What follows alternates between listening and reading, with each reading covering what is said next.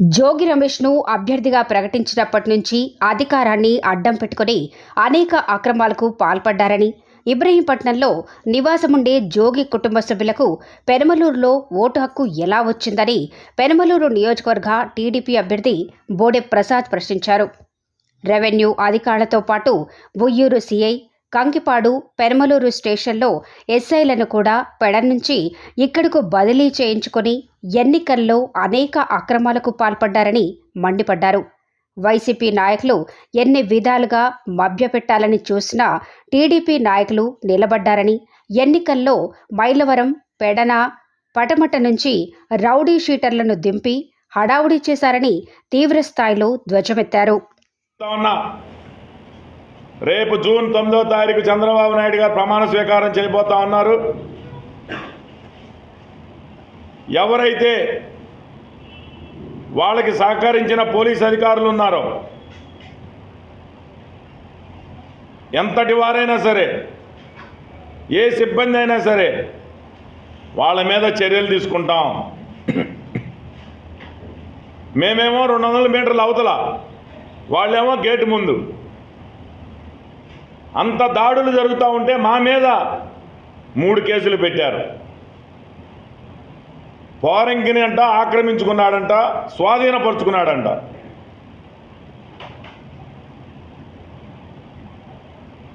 రేపు ఎన్నికల ఫలితాల తర్వాత మళ్ళీ ఇక్కడ అడ్రస్ ఉండవు, ప్యాకప్ చేసుకుంటావు. నువ్వు వలస పక్షివి.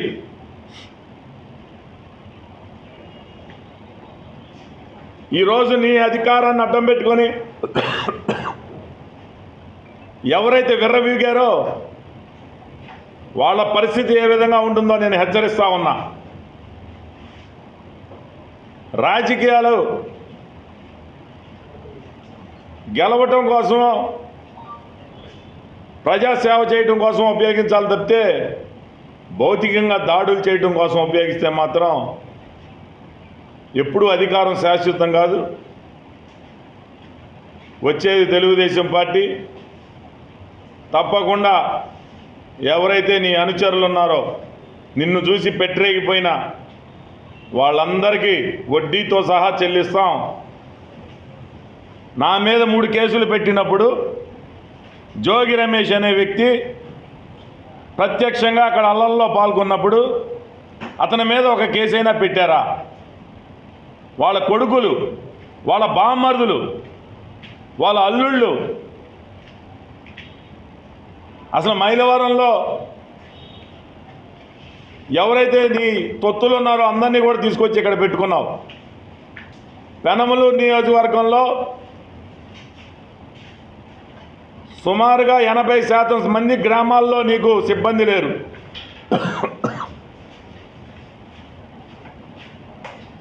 ఏదో ఒక విధంగా అక్రమాలు చేసో, లేకపోతే మాకు వచ్చే ఓటర్లను భయపెట్టో నువ్వు గెలవాలని చేసే ప్రయత్నం విఫలమైంది. చంద్రబాబు నాయుడు గారి ఇంటిపైన దాడి చేసినందుకు నువ్వు మాట్లాడిన బూతులు కానీ, నీ వెనకమాల వచ్చిన తొత్తులు నన్ను తిట్టిన బూతులు కానీ, నేనే రోజైనా జోగి రమేష్ మీద నోరు జారానా? అక్కడున్న సిబ్బంది బూతులు తిడతా ఉంటే అతని తొత్తులు సినిమా చూసినట్టు చూస్తూ ఉన్నాడు. మహిళలను పట్టుకొని, బీసీలు పట్టుకొని అందరి పైన దాడులు.